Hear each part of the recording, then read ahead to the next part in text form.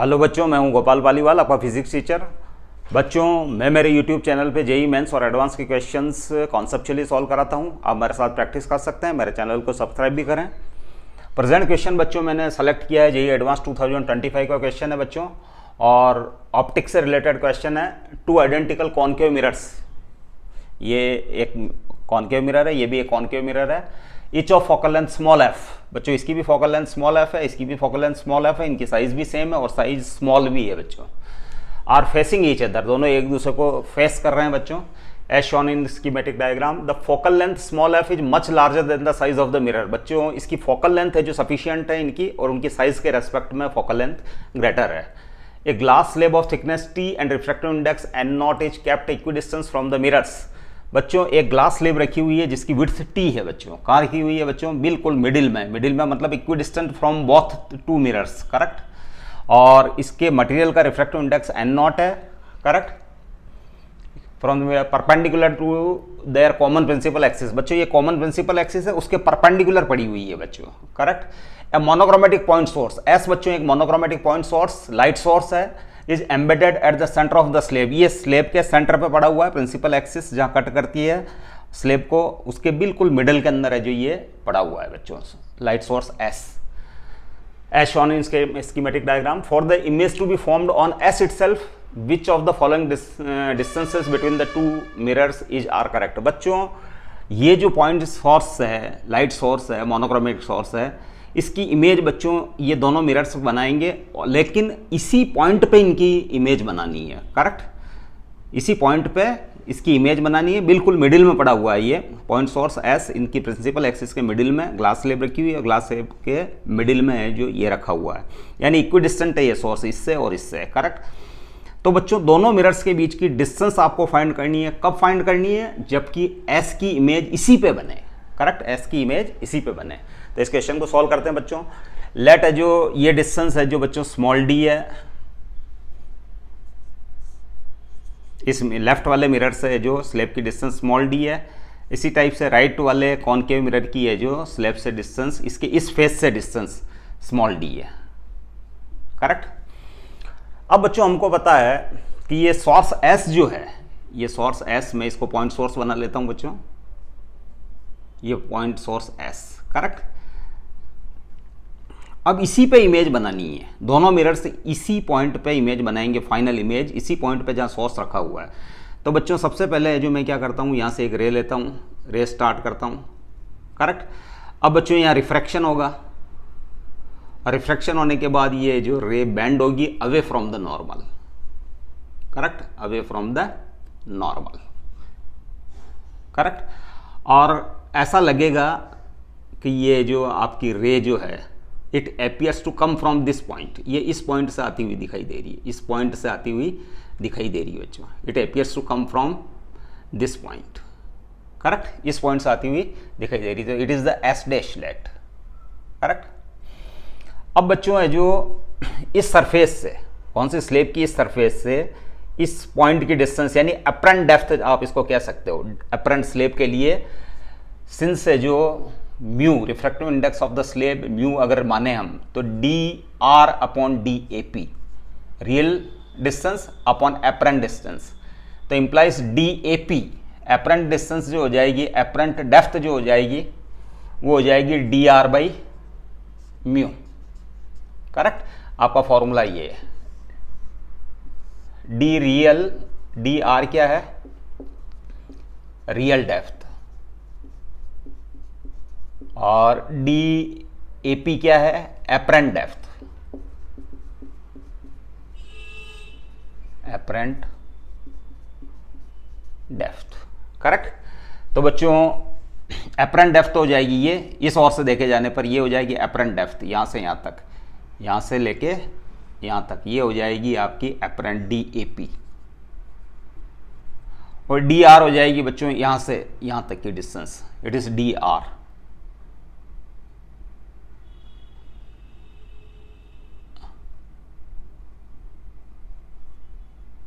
ये हो जाएगी डी आर,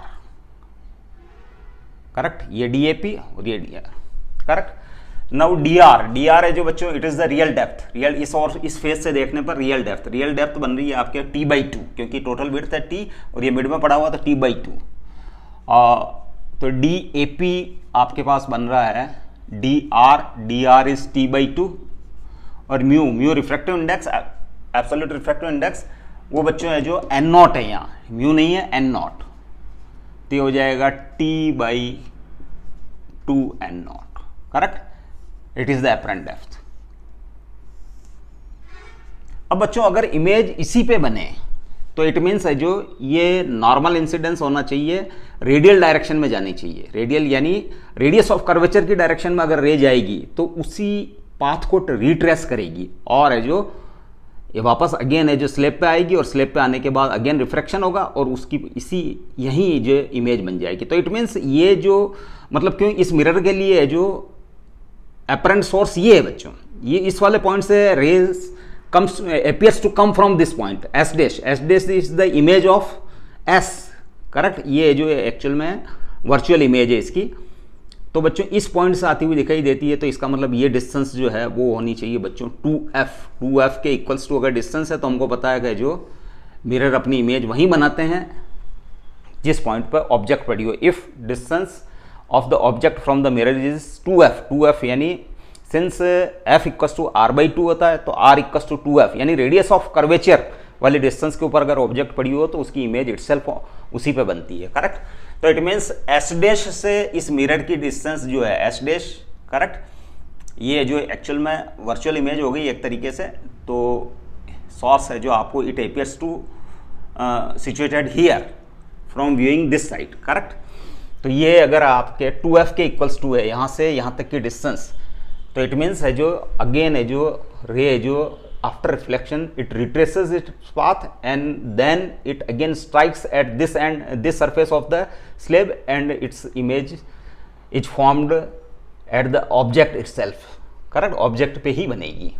तो इस कंडीशन में हम लिख सकते हैं कि दिस डिस्टेंस एस डैश से मिरर की डिस्टेंस दैट इज ये हो जाएगी DAP और ये हो जाएगी स्मॉल d ली मैंने यहाँ से, तो DAP यहाँ से यहाँ तक की डिस्टेंस एपरेंट डेप्थ हो गई है, DAP एपरेंट डेप्थ हो गई बच्चों t/2n0 प्लस स्मॉल d ये डिस्टेंस हो गई, करेक्ट।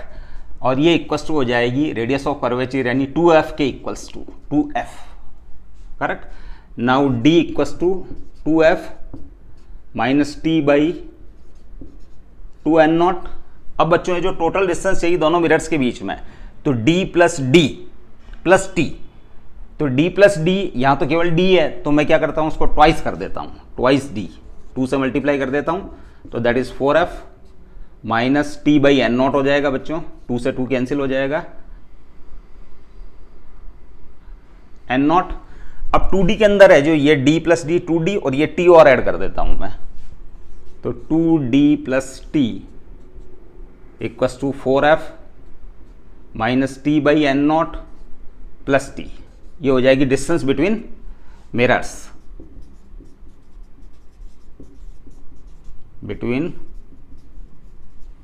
Mirrors, correct.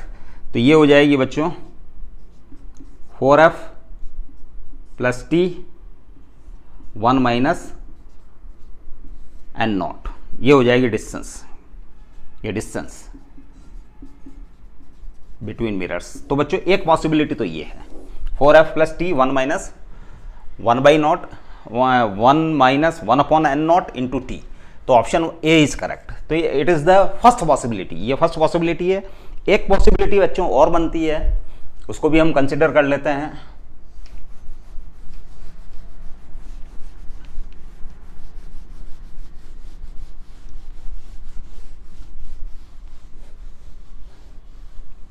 बच्चों स्लेब सिमेट्रिकली सिचुएटेड है, इन बिटवीन है जो both two mirrors slab is symmetrically situated, slab है जो सिमेट्रिकली सिचुएटेड है।